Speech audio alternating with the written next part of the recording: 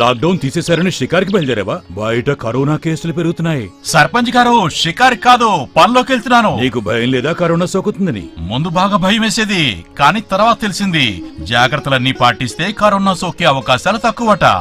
ముఖ్యంగా పాటించాల్సింది ఈ మాస్క్.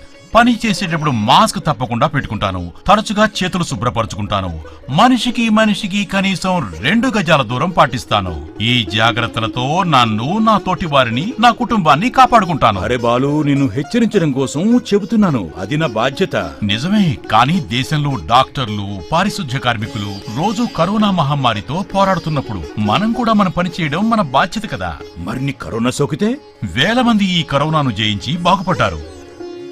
ఒకవేళ నాకు వ్యాధి సోకినా ప్రభుత్వ ఆసుపత్రుల్లో మంచి చికిత్సా వ్యవస్థ ఏర్పాటు చేశారు. ఇది భయపడాల్సిన సమయం కాదు. ఒకరికొకరు ధైర్యం చెప్పుకుంటూ ముందుకు సాగాలి. ఏంటలో